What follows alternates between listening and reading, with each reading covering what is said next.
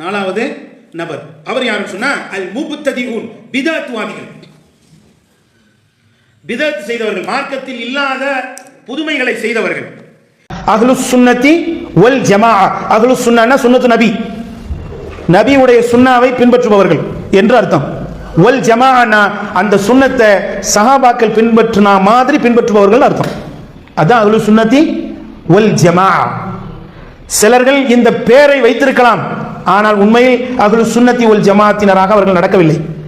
நமக்கு அந்த பெயர் இல்லை, ஆனால் நாம அப்படி நடந்து கொண்டிருக்கிறோம். நாம தான் உண்மையான அஹ்லுஸ் சுன்னா வல் ஜமாஅ.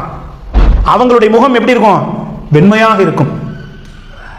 அந்த நாளில் சிலருடைய முகங்கள் கருத்து இருக்கும் என்று அல்லாஹ் சொல்லுகிறானே, அவர்கள் யார் என்றால் அஹ்லுல் பித்இ வல் குராஃபாத், பிதஅத்துகளையும் அனாச்சாரங்களையும் யார் செய்தார்களோ அவர்களுடைய முகம்தான் நாளை மறுமை நாளில் கருத்து இருக்கும் என்று இப்னு அப்பாஸ் ரலியல்லாஹு அன்ஹு அவர்கள் விளக்கம் தருகிறார். அப்ப இந்த பிதஅத் என்கிற இந்த மோசமான பாவம் செயல் நம்முடைய வாழ்க்கையில் ஒரு முஸ்லிம் இடத்துல இருக்கவே கூடாது. பிதஅத் இன்னைக்கு சர்வ சாதாரணமா போயிடுச்சு.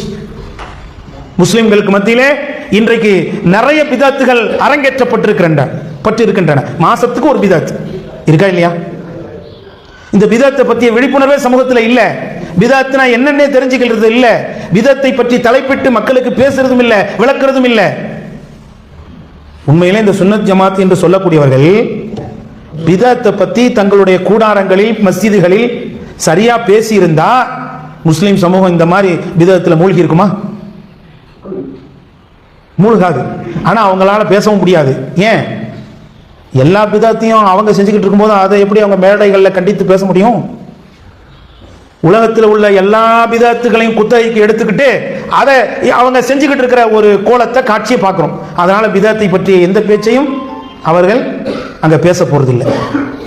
ஆனா நாம பேசணும். நாம இந்த பிதஅத்துங்கிற தவறை எதிர்க்கணும். சுப்ஹானல்லாஹ், சஹாபாக்கள் இந்த பிதஅத்தை எவ்வளவு பெரிய அளவிலே இரும்பு கரம் கொண்டு எதிர்த்தார்கள் என்கிற செய்தியை பதிவு செய்ய வேண்டுமானால் நிறைய வரலாறுகளை என்னால் சொல்ல முடியும். ஒரு செய்தியை மட்டும் சொல்லிட்டு நான் அடுத்த செய்திக்கு போறேன். ஏன்னா இந்த பிதஅத்தை நம்ம எதிர்க்கிற இடத்துல இருக்கிறோம். அந்த எதிர்க்கிற பொறுப்பு கடமை நமக்கு இருக்கு. அதனால இதை பதிவு செய்யறேன். சுப்ஹானல்லாஹ், யோசிச்சு பாருங்க. முதல் கலீஃபா யாரு? அபூபக்கர் ரலியல்லாஹு அன்ஹு. ரசூலுல்லாஹ்வுடைய மரணத்துக்கு பிறகு ஆட்சிக்கு வந்த உடனே தீன்ல 3 குழப்பம் நடக்குது. 3 பிதஅத்துகள், 3 குழப்பம் நடக்குது. என்னது? ஒண்ணு, சிலர் ஜக்காத் கொடுக்க மாட்டேன்னு சொல்லிட்டு போயிட்டாங்க. தீன்ல நடந்த குழப்பமா இல்லையா? இனி நாங்க ஜக்காத்து கொடுக்க மாட்டோம். இன்னொரு குழப்பம், யமாமா பகுதியில் ஒருவன் தன்னை நபி என்று வாதிக்க அவனுடைய வாதத்தை ஏத்துக்கிட்டு அவனுக்கு பின்னாடி கொஞ்சம் பேர் போயிட்டாங்க.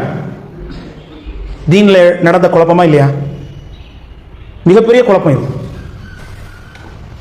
அடுத்து இன்னொரு குழப்பம் என்னன்னு சொன்னா, மதீனாவை இறை நிராகரிப்பாளர்கள் தாக்க பெரும் படையோடு வருகிறார்கள். ஏன்னா இப்ப ஆட்சியில யார் இல்ல? முஹம்மது ஸல்லல்லாஹு அலைஹி வஸல்லம் அவர்கள் இல்ல. அவங்களுக்கு அல்லாஹ்வுடைய உதவி நேரடியா வந்துகிட்டு இருந்தது. அதனால அவங்களை அசைக்க முடியல. இப்போ யாருமே இல்லை. இப்போ நாம போய் மதீனாவை தாக்கினா முஸ்லிம்களுடைய கூடாரம் காலி அப்படின்னு நினைச்சு திட்டமிட்டு மதீனாவை தாக்குவதற்காக பெரும் படை வந்து கொண்டிருக்கிறது என்கிற செய்தியும் யாருக்கு கிடைக்குதுங்க? அபூபக்கர் ரலியல்லாஹு அன்ஹு அவர்களுக்கு கிடைக்குது. ஒரு மனுஷன் ஆட்சிக்கு வந்த உடனே இந்த மாதிரியான பெரும் பெரும் குழப்பங்களை சந்திச்சா அவரால் என்ன செய்ய முடியும்? எப்படி சமாளிக்க முடியும்? நம்மளா இருந்தால் திணறி போய் உட்கார்ந்துருப்போம். அப்படித்தானே? அபூபக்கர் ரலியல்லாஹு அன்ஹு அவர்கள் என்ன செஞ்சாங்க தெரியுமா? இஸ்லாமிய படை வீரர்கள் அத்தனை பேரையும் 2ஆ பிரிச்சு, ஒன்னு ஜக்காத்து கொடுக்க மாட்டேன்னு சொன்னாங்களே அவங்களோட சண்டை போட அனுப்பி வச்சுட்டாங்க. 2வது யமாமா பகுதியில் தன்னை நபி என்று ஏற்றுக்கொண்டு தனியா போனாங்களே அவங்களோட சண்டை போட அனுப்பிச்சிட்டாங்க. பார்த்தா மதீனாவில் என்ன இல்லை? எந்த வீரர்களுமே இல்லை. மதீனா காலியா இருக்குது. மதீனாவில் பெண்களும் குழந்தைகளும் இருக்காங்க, வயதானவர்கள் இருக்கிறாங்க. உமர் ரலியல்லாஹு அன்ஹு அவர்கள் அந்த நேரத்தில் சொல்றாங்க, அபூபக்கர் அமீருல் முஃமினீன் அபூபக்கர் அவர்களே, கொஞ்சம் நிதானம் கொள்ளுங்கள், கொஞ்சம் யோசித்துக் கொள்ளுங்கள், கொஞ்சம் படை வீரர்களையாவது நாம மதீனாவில் வச்சுப்போம். ஏன்னா எதிரிகளிடமிருந்து இப்படி ஒரு தகவல் கிடைச்சிருக்கு, தாக்க வர்றாங்கன்னு. அதனால எல்லா வீரர்களையும் நாம அனுப்பிட்டா மதீனாவை எப்படி பாதுகாக்கிறது? ஆட்சியை எப்படி பாதுகாக்கிறது? பெண்களை எப்படி பாதுகாக்கிறது? குழந்தைகளை எப்படி பாதுகாக்கிறது? அதனால கொஞ்சம் பேரையாவது வச்சிங்க என்று உமர் ரலியல்லாஹு அன்ஹு அவர்கள் சொல்லுகிற சமயத்தில் அபூபக்கர் ரலியல்லாஹு அன்ஹு அவர்கள் சொன்ன வார்த்தை நம்முடைய உள்ளத்தில் இடியாய் மின்னலாய் ஈட்டியாய் பாய வேண்டும். அந்த வார்த்தை வரலாற்றில் மிக பிரபலமான வார்த்தை. அந்த வார்த்தையை அதற்கு பிறகு பலரும் சொன்னார்கள். அந்த வார்த்தையை பலரும் சொன்னார்கள். உமரே, நன்றாக நீங்கள் விளங்கிக் கொள்ளுங்கள், நாம் அனைவரும் இறந்து போனாலும் சரி, மதீனாவில் உள்ள பெண்கள் குழந்தைகள் அனைவரும் இறந்து போனாலும் சரி, நம்முடைய பிணங்களை கழுகுகள் கொத்தி தின்றாலும் சரி, நான் அனுப்பின படை வீரர்கள் யாரையும் என்ன செய்ய மாட்டேன், வர சொல்ல மாட்டேன். நான் உயிரோடு இருந்து இந்த தீன்ல எந்த குறையும் ஏற்பட விட மாட்டேன் அப்படின்ட்டாங்க. அவங்க சொன்ன வார்த்தை இதுதான்.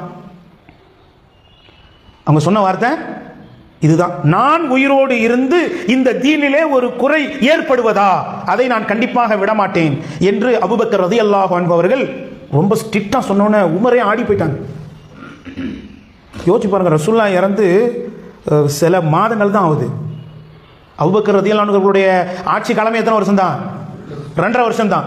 அந்த 2.5 வருஷத்துக்குள்ள ரசூலுல்லாஹ் இறந்து அவங்களுடைய இறந்த அந்த மண்ணின் ஈரம் இன்னும் காயல. அதுக்குள்ள இஸ்லாத்தில் இவ்வளவு பெரிய குழப்பம் நடக்குதுன்னா, சரி அவங்க பண்ணிட்டு போறாங்க, நம்ம வேலையை இந்த பக்கம் பார்ப்போம் அப்படின்னு அபூபக்கர் ரலியல்லாஹு அன்ஹு அவர்கள் இருந்தாங்களா?